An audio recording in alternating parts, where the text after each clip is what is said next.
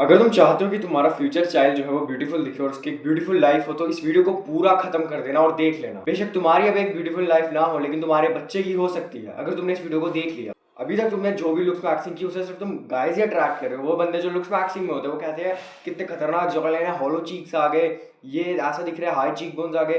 तुम बस उन्हें अट्रैक्ट कर रहे हो, तुम रियल गर्ल्स के डीएम नहीं आ रहे, तुम्हें गर्ल्स असली जिंदगी में नहीं देख रही, तुम्हें गर्ल्स असली जिंदगी में भाव नहीं दे रही। वो बस तुम्हें एक वियर्डो समझती है कि तुम पागल हो। और फिर तुम अपनी स्टोरी पोस्ट करते हो, उस पर बता रहा होता है कैसे मैक्सिलर डेवलपमेंट करे, how looks matter more than personality. ये शिट तो अपनी स्टोरी पे पोस्ट करते हो and you get zero bitches. Now देखो, अगर तुम्हें इस लूप को तोड़ना है कि इतनी लुक्स मैक्सिंग करने के बाद, अपने आप को इंप्रूव करने के बाद तभी तुम मैन अट्रैक्ट कर रहे हो किसी जिम सेल की तरह, तो इसमें फॉल्ट तुम्हारा है। क्योंकि तुमने अपने इस दिमाग से सोचा नहीं कि ये चीज जो है ये तो भाई सिर्फ मर्दों को अट्रैक्ट करने के लिए बनाई गई है। एक अलग चीज है जो फीमेल्स को अट्रैक्ट करती है। क्यों ऐसा है कि जॉर्डन बैरेट पे लड़कियां सिंपली करती है ऑनलाइन? क्यों ऐसा है कि वो बीटीएस के बंदों पे करती है? क्यों ऐसा है वो हैरी स्टाइल, ज़ेन मलिक इन लोगों पे करती है लेकिन इन मॉडल्स पे नहीं करती? इन अनकैनी मॉडल्स पे कोई उतना सिंप नहीं करता। एक रीजन ही तो होगा। तुम इन्हें अपना जैसा समझ के इनके जैसा दिखने का ट्राई करते हो जबकि तुम मॉडलिंग कर भी नहीं रहे हो। और फर्दर शेड में पॉइंट्स पे आता हूँ ताकि तुम लोगों का टाइम वेस्ट ना हो। सबसे पहला है लॉन्ग हेयर। देखो, तुम्हारा शॉर्ट हेयर है, तुम्हारे जितने भी छोटे हेयर है, अगर तुम अभी एक यंग कैटेगरी में हो, तुम कम एज के हो, जो लड़कियां हैं उन्हें यूथफुल फीचर्स पसंद है, अगर तुम्हारा बज़ कट है, तुम्हारे शॉर्ट हेयर है, तुम ऐसे साइड पार्ट बनाते हो, तो भाई तुमसे अट्रैक्ट नहीं होने वाली वो लड़कियां। क्योंकि जो तुम्हारे लॉन्ग हेयर नहीं है, छोटे बाल या बॉल तो कोई भी रख सकता है, लंबे बाल सिर्फ वो रख सकते हैं जिनके पास इतनी जेनेटिक कैपेबिलिटी हो कि वो यहाँ तक बाल रख सके।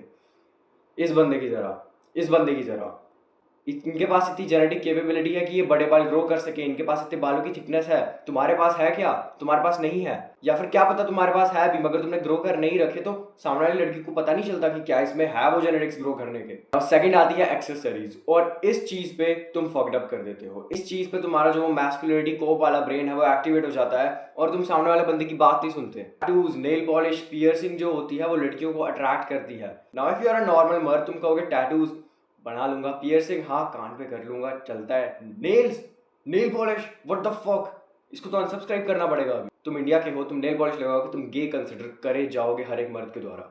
तो इसलिए नेल पॉलिश तुम मत लगाओ।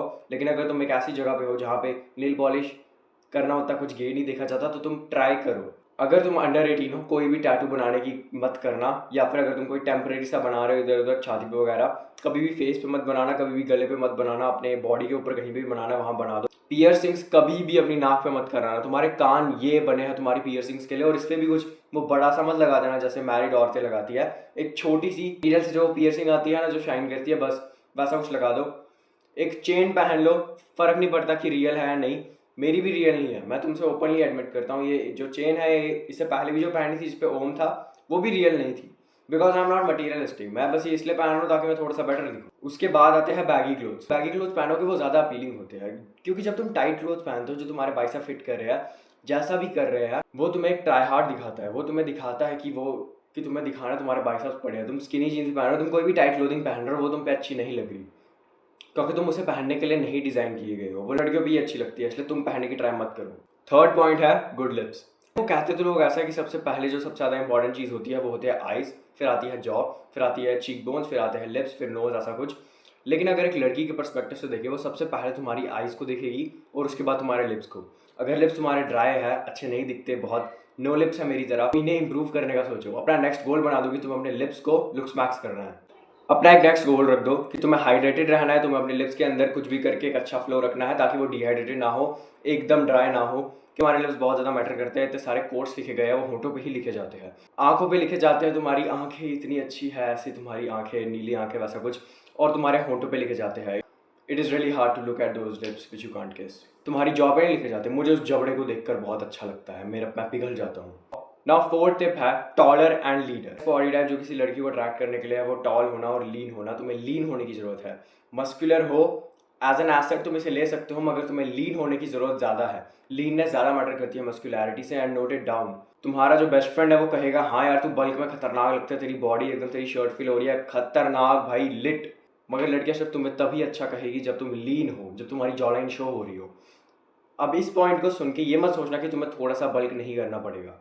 एटलीस्ट थोड़ा तो बल्क कर लो, ताकि अगर तुम पूरे कुपोषित हो, थोड़ा अपने फ्रेम में ऐड कर दो, ताकि जब तुम लीन हो, एब्स तो हो वहाँ, एब्स की जगह मेरे दोस्त की तरह दाने ना उगे। थोड़ा सा बल्क कर लो ताकि जब तुम कट करो तुम्हारी एक नॉर्मल सी फिजिक है। ओवरली मस्कुलर नहीं होना है। ओवरली मस्कुलर भी क्या, लोग कहते हैं कि स्टीरॉइड्स के बिना वो उतने बड़े नहीं हो सकते। ट्रस्ट में हो सकते हैं, अगर वो बल्क करे तो हो सकते हैं। अब आता है last point. Last point in सारे पॉइंट्स में से बहुत ज़्यादा डिफिकल्ट है, वो है एक इंटरेस्टिंग लाइफ होना। क्या तुम्हारी लाइफ सिर्फ जिम के अराउंड रिवॉल्व करती है, पढ़ाई के अराउंड रिवॉल्व करती है और कुछ है नहीं तुम्हारी लाइफ में करने के लिए? तुम्हारे पास एक इंटरेस्टिंग लाइफ नहीं है, और जब तुम्हारे पास इंटरेस्टिंग लाइफ नहीं है, किसी और को तुम्हारी लाइफ के अंदर इन्वॉल्व क्यों होना है जब वो इंटरेस्टिंग खुद नहीं है? अपनी लाइफ में कुछ ऐसा रखो कि तुम बाहर जाओ, ट्रैवल करो, लोगों से मिलो, बड़ा फ्रेंड ग्रुप रखो। जब तक तुम ये सब नहीं रखोगे, तुम्हें एक इंटरेस्टिंग बंदे की तरह नहीं देखा जाएगा। इससे ही लोग पर्सनैलिटी रेफर करते हैं। इंटरेस्टिंग होने को लोग पर्सनैलिटी कहते हैं।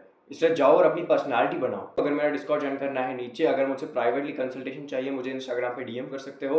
आज see you in the video, bye, love.